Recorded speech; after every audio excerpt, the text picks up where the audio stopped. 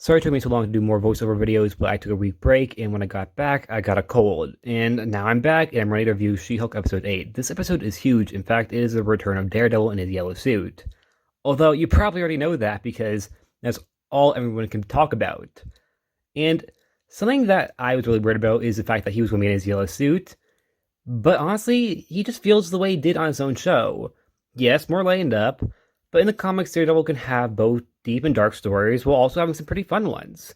With his most fun stories usually being team-ups, mainly with Spider-Man, but he has teamed up with She-Hulk before, and I think they make a cute couple. Maybe not exactly romantic, but perhaps more friends with benefits. Also, Frogman appeared in this episode, and not just in a comic-accurate look, but in my opinion, a well-tweaked look. One that embraces the craziness of the character from the comics, and in my opinion, it makes him look really cool for a guy who's dressed up like a frog. Of course, he still looks silly, because, he's dressed up like a frog, but honestly, I kind of bought it. I really do feel like this guy doesn't look as stupid as he probably would have if they went exactly comics accurate.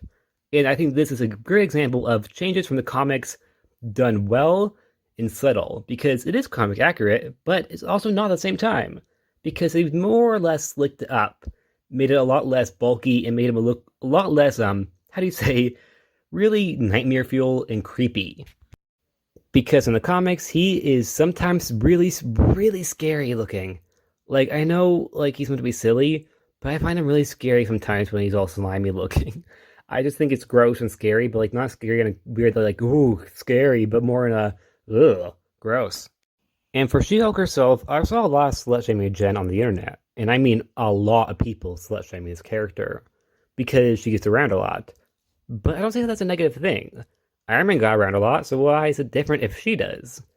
Also, in the comics, She-Hulk is known for getting around a lot. From Iron Man to Juggernaut. Personally, I thought she was great this episode, and I thought she and Charlie Cox played off one another really well.